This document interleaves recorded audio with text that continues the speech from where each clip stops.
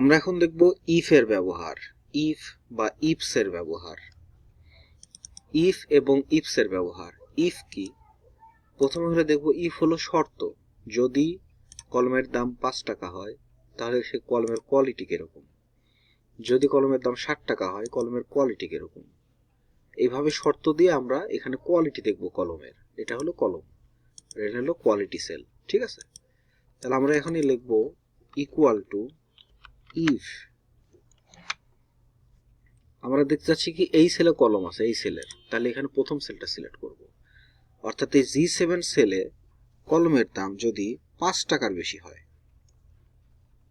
ঠিক আছে, 5 টাকার বেশি হয়,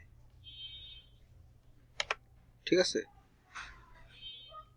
গ্রেটার দেন 5, ঠিক আছে, বেশি হয়, তাহলে বলতেছে যে এই লজিকটা কমা দিব। এখন আমরা লজিক্যাল টেস্ট, এইটা হচ্ছে আমরা শর্ত চাচ্ছি। যদি বেশি হয় তাহলে কি হবে, যদি সত্য হয় এটা যে 5 টাকার বেশি এই সেলে আছে, এটা যদি সত্য হয় তাহলে আমরা কি কি দেখতে চাচ্ছি, তাহলে আমরা দেখতে চাচ্ছি এটা good pen, quality good. Double inverted comma দিয়ে আমরা কল করব যে কোনো কিছুকে। আচ্ছা, আবার যদি কমা দিই, যদি 5 টাকার বেশি না হয় তাহলে এটা কি, তাহলে এটা ওকে, এটা চলে, ঠিক আছে, মোটামুটি আমরা দিব ওকে। এইবার আমরা কি করব, ফার্স্ট ব্র্যাকেট দিয়ে ক্লোজ করে দিব। তাহলে এইখানে দাম দেখাচ্ছে 5 টাকা, তাহলে 5 টাকার কলম মোটামুটি চলে। আর আমরা যখন এটা টেনে দিব তখন এই 60 টাকা দাম, এটা গুড কোয়ালিটি, এটাও 5 টাকার উপরে, গুড কোয়ালিটি। এটা 15 টাকা, এটাও গুড কোয়ালিটি। এটা 20 টাকা, এটাও good quality, sorry, good quality. এই হলো বিষয়। এখন নেক্সট আমরা যেটা দেখব, এটা হলো একটা লজিকের ভিত্তিতে করছি। এখন আমরা একাধিক লজিক দেখতে চাচ্ছি, সেই ক্ষেত্রে কি করব?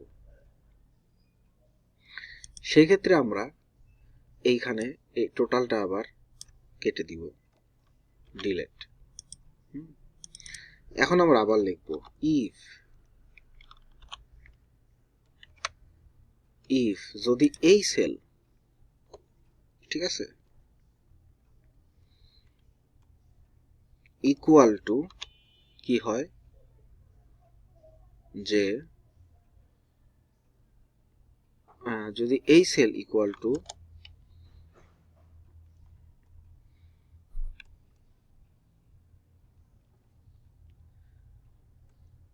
এখানে গ্রেটার দেন আমরা দিব ইকুয়াল টু। তার মানে হলো যদি এই সেল অর্থাৎ G7 সেলটা 7-এর বেশি অথবা 7-এর সমান হয় তাহলে আমরা গুড কোয়ালিটি ধরব, ঠিক আছে। তাহলে যদি এইটা হয় লজিক্যাল টেস্ট, তাহলে আমরা এখানে ধরবো গুড কোয়ালিটি, যেটা আমরা আগে করছিলাম, ঠিক আছে, গুড কোয়ালিটি। আচ্ছা, তারপর আমরা আবার শর্ত দিব। কি শর্ত? সেটা হলো আবার আমরা ইফ আনবো, আবার ইফ নিয়ে আসবো। এখন আমরা শর্ত দিব যে এই সেল, ঠিক আছে, যদি এখানে বলতেছে যে যদি 20 হয়, এই সেল যদি, আবার আমরা এখানে আসবো যে এই সেল যদি সমান সমান কত হয়, সমান সমান 5 হয়, তাহলে কি হবে? তাহলে আমরা এখানে দেখতে চাচ্ছি যে যে এটা যদি সত্যি হয় যে এই সেল সমান সমান 5, তাহলে আমরা দেখতে চাচ্ছি কি, যে যদি এটা সত্য হয়, মানে এই সেল সমান সমান 5, এটা যদি সত্য হয়, মানে এই ভ্যালু যদি ট্রু হয়, তাহলে আমরা চাবো হলো যে এটা ওকে, এটা চলে, সমস্যা নেই, ঠিক আছে। আচ্ছা, আর যদি মিথ্যা হয় তাহলে কি হবে, যে আর যদি মিথ্যা হয় তাহলে এটা হবে হলো যে এখানে এখানে আমরা যে কোনো একটা কিছু এ দিতে পারি। আর যদি মিথ্যা হয় তাহলে এখানে দিব হলে এ শো করবে, ঠিক আছে। এখন আমরা এটা ফার্স্ট ব্র্যাকেট দিয়ে ক্লোজ করে দিব, এটার কাজ শেষ। কিন্তু আমাদের এখানে ফার্স্ট ব্র্যাকেট দিতে হবে দুইটা, কারণ এখানে ইফের সূত্র ব্যবহার করছে কয়বার, একবার দুইবার। তাহলে আমাদের ফার্স্ট ব্র্যাকেট আরো একবার দিতে হবে, দিয়ে এবার ইন্টার হিট করতে হবে। ও আমরা এখানে একটা জিনিস ভুল করছি, সেটা হলো এই যে আমরা এখানে একটা কমা হবে, এইবার ইন্টার দিব। এই যে এখন আমরা যদি টান দিয়ে দিই তাহলে এই যে 5 ওকে আসছে, 5 ওকে আসছে, এটা গুড কোয়ালিটি সব 5 এর উপরে। তাহলে ইফের সূত্র দুইবার ব্যবহার করছি, কারণ কি আমাদের এখানে কন্ডিশন দুইটা, যদি জি সেল 7 এর উপরে হয় অথবা 7 এর সমান হয় তাহলে গুড কোয়ালিটি, আর জি সেল যদি 5 হয় তাহলে এটা ওকে হবে। তাহলে এখানে ইফ আমাদের শর্ত দুইটার ভিত্তিতে, আর না হলে সেটা এ হবে, ঠিক আছে। আচ্ছা, যেমন আমরা যদি এখানে কিভাবে না হলে এ হবে, আমরা যদি এখানে দিয়ে দিই 3, এখন যদি আমরা ওকে করি তাহলে এখানে এ আসতেছে, ঠিক আছে। তাহলে এ আসতেছে, কারণ কি, কারণ এটা 5ও না শর্ত অনুসারে, এই যে সমান সমান 5ও আসে না, আবার শর্ত অনুসারে 7 থেকে কি না বেশি না অথবা 7 সমানও না, এটা 3। তাহলে সেই ক্ষেত্রে কি আসছে, এ আসছে রেজাল্ট। আমরা বলছিলাম এ আসবে যদি না হয়। আচ্ছা, এটা হলো ইফের ব্যবহার গেল। কিন্তু ইফের ব্যবহারে আমরা এখানে কি করছি, ইফ দুইবার নিছি। মূলত ইফের ব্যবহারে একবার নয়, দুইবারও নেওয়া যায়, দুইবারে ঝামেলা হয়। এখন এই যে দুইবার করে আমাদের লিখতে হলো ডাবল কমা, এটা তো একটু জটিল মনে হলো, প্রথমেরটা ভালো ছিল তাই না। তাহলে এই জটিল দূর করার জন্য আমাদের কি করতে হবে, এই জটিল দূর করার জন্য আমাদের যেটা করতে হবে সেটা হলো ইফস এর ব্যবহার করতে হবে। এখন যদি এখানে বইয়ের কোয়ালিটি আমরা বাই করি তাহলে ইফস দেখো কত সহজে দেখুন বের করা যায়। সেটা হলো আমরা এখানে লিখলাম ইকুয়াল, এই যে আমাদের এখানে আসে ইফস, অর্থাৎ একাধিক কন্ডিশন ইফসে করা যাবে, এইটা হলো মূল কথা, একাধিক কন্ডিশন। তাহলে আমরা যদি এখন ইফস এর বের করতে চাই তাহলে কি হবে, আমাদের লজিক্যাল টেস্ট এইটা, এই সেল। আচ্ছা, এই সেল যদি সমান সমান কি হয় 100, এই সেল যদি আমরা এখানে লিখবো হলো যদি 90 এর বেশি হয়, ঠিক আছে। এই সেল আমরা দেখবো গ্রেটার দেন 90 হয়, ঠিক আছে। তাহলে কি হবে, তাহলে এটা হবে হলো যে গুড কোয়ালিটি, ঠিক আছে। আমরা ডাবল ইনভার্টেড কমা দিয়ে গুড কোয়ালিটি দিলাম, ঠিক আছে। আচ্ছা, এটা হলো যদি সত্য হয়। আচ্ছা, এবার বলছে লজিক্যাল টেস্ট 2, দ্বিতীয় লজিক্যাল টেস্ট কি, এই যে আমাকে আবার ইফ লিখতে হবে না, এখানে দুইবার করে ইফ লেখা লাগবে না, এক ইফসের মধ্যে আমরা যত খুশি শর্ত দিতে পারবো। তাহলে লজিক্যাল টেস্ট 2 এখানে কি বলতেছে, আমরা আরেকটা লজিক দিব যে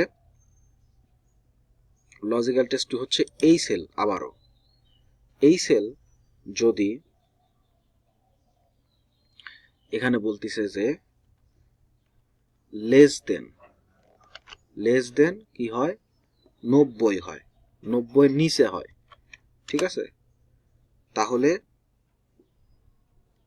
কি হবে, যদি সত্য হয় তাহলে আমরা দেখব যে এখানে লিখবো যে ঠিক আছে এটা ওকে, ঠিক আছে, ওকে এটা চলে, ঠিক আছে। আচ্ছা, আর যদি এই আর যদি ই হয়, আচ্ছা এটা কমা দিব, কমা, তাহলে ওকে লিখবো। তাহলে শর্ত কয়টা দিছি, শর্ত হলো দুইটা, একটা হলো এই সেলটা যদি 90 এর বেশি হয় তাহলে গুড, আর 90 এর নিচে হলে সেটা ওকে চলে। তাহলে যে দুইটা শর্ত দিলাম আমরা, ঠিক আছে। Logical test 2। এখন বলতেছে যদি এটা সত্য হয়, যদি এটা সত্য হয় তাহলে আমরা এখানে কি দিব, যদি এটা সত্য হয় ইফ ইট ট্রু, তাহলে এখানে ওকে দিছি আমরা, ঠিক আছে। তাহলে এটা ক্লোজ করে দিব। তাহলে আমাদের আর কোনো লজিক আছে? নেই। তাহলে আমরা এখন ফার্স্ট ব্র্যাকেট দিয়ে এটা যদি হিট করি তাহলে গুড কোয়ালিটি, কারণ আমরা এখানে শর্ত অনুসারে কি দিছি, যে শর্ত অনুসারে এখানে দিছি যে যদি এই সেল 90 এর বেশি হয় তাহলে গুড কোয়ালিটি, 90 এর বেশি 98 আছে গুড কোয়ালিটি। আচ্ছা, আবার এই সেল যদি 90 এর কম হয় তাহলে ওকে, চলে মোটামুটি কোয়ালিটি। তাহলে আমরা এখানে তুলে দিলে এই যে 90 এর কম 50 ওকে, 60 ওকে। তাহলে আমরা এখানে দুইটা শর্ত ফেলছি ইফস সূত্রের মাধ্যমে, এই যে ইফস, এটা খুবই ইজি। এখানে আরো সূত্র ফেলা যায়, লজিক্যাল 3ও ফেলতে পারবেন, অর্থাৎ 3টা শর্ত দিতে পারবেন, মাত্র 2টা শর্ত দিছি। তাহলে ইফস এর মাধ্যমে একাধিক শর্ত করা যায়, আর ইফের মাধ্যমে শুধু একটা শর্তই করা যায়। ঠিক আছে, যেমন আমরা এখানে আবার ইফের সূত্রটা যদি ফেলি, এইখানে ইকুয়াল দিলাম, ইফের সূত্র, ইফ ফেললাম, এই সেল যদি আমরা এখন লিখি যে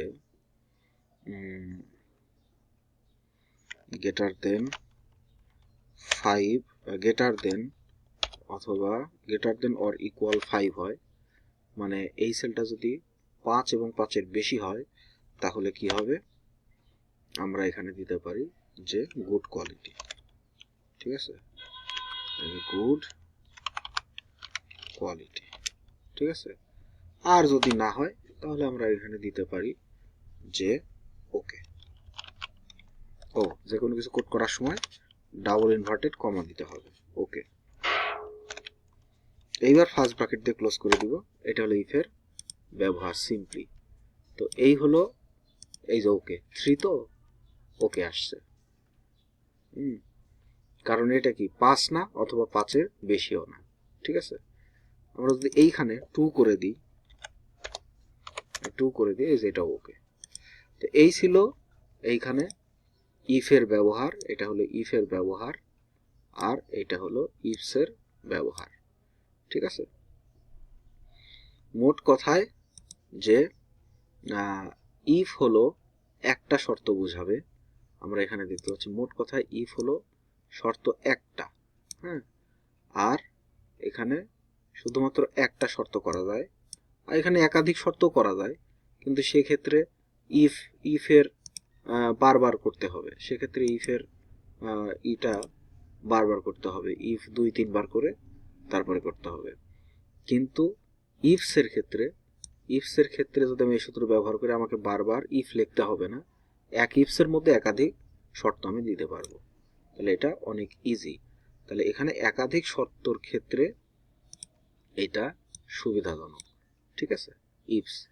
তো এই হলো ইফ আর ইফসের মধ্যে পার্থক্য এবং ইফ আর ইফসের সূত্র।